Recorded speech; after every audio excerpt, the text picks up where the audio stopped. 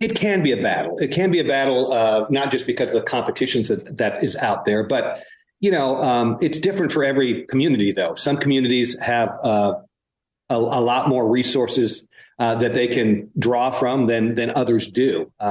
We have a great community here that's well known, certainly well known in the Chicago area, too, because of Western Illinois University. But and we have a lot of resources here as far as, the recreation and outdoors and just getting out of the city. But although we had a tremendous amount of history here in Macomb, it hadn't been tapped into.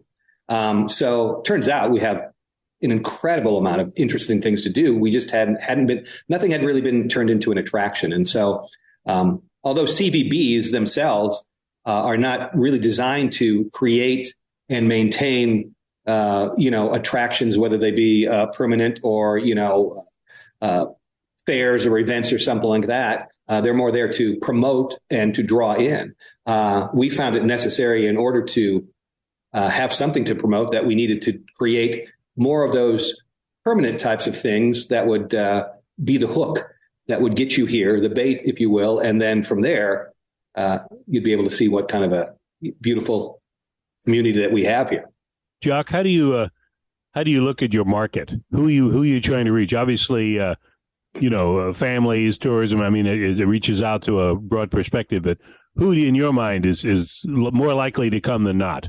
Well, we really kind of lean in to, what we have, and what we are is a beautiful bucolic area that is really kind of the alternative to city life. So we really tap into the urban areas, particularly Chicago, but certainly Peoria, Quad Cities, St. Louis, Springfield, those types of areas that I know from my own experience growing up here and then leaving that as wonderful as the big city can be, sometimes it can get to you and you need a break from it. And I always use Macomb as that escape and that place to recharge my battery. And as I've been back, I brought a lot of my friends and such down from the cities to experience the same thing. And they get it, Yeah. So we have an Amtrak. We're an Amtrak community. You can get on the train in the morning or the evening and get down here. It runs twice a day back and forth from Chicago down to Quincy.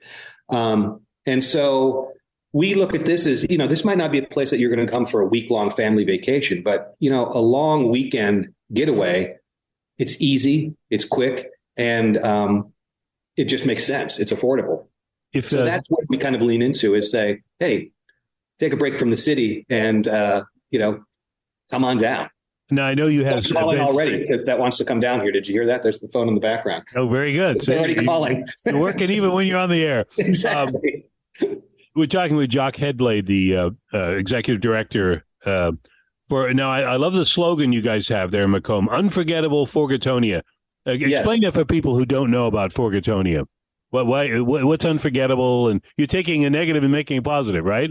Well, yes. And from the beginning, that's what it was. I mean, there's been some connotations that have held over for reasons I don't know that linger in some negativity there. But the story goes that in the late 60s, there was a group of concerned citizens here in this area that in the west central part of Illinois was neglected by the state through the investment in highway and other infrastructure in the area. I mean, there was no real great way to get here, and the way that you got here weren't in very good shape. So a couple of business people in town over a few beers got to talking about what it's like here and why we're this way. And it's like somebody coined the phrase, well, we're literally living in Forgottonia. Well, that sparked some ideas, and it was they were being rather tongue in cheek about this whole thing, but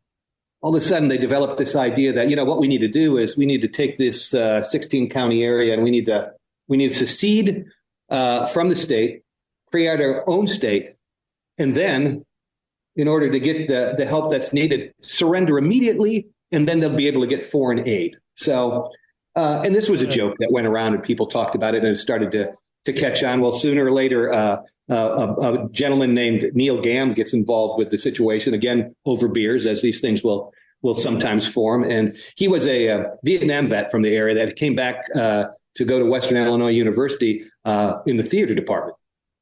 Soon he became the self-appointed governor of Forgottonia. And they got him in a frock coat and went down to this little tiny blink of an eye town just southwest of Macomb called Fandon, Illinois. And he took pictures in front of abandoned buildings and small buildings, that stuff, saying, here's the governor's home, and here's the Capitol, and here's the toll bridge, and so on and so forth.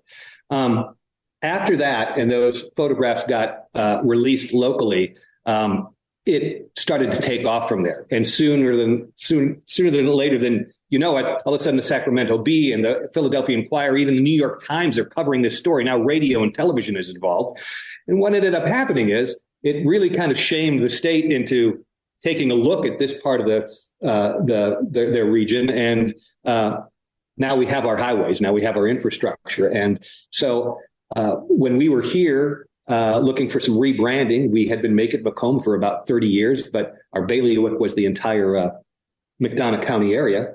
We were looking for a new way to get people interested in here. And Forgottonia had popped up. And as we were talking about this, a brewery opened up in town called Forgottonia. And we said, this is what we need to capitalize on. This is interesting and it's a great story. And so we came up with Unforgettable Forgottonia, and it has been getting some attention for us.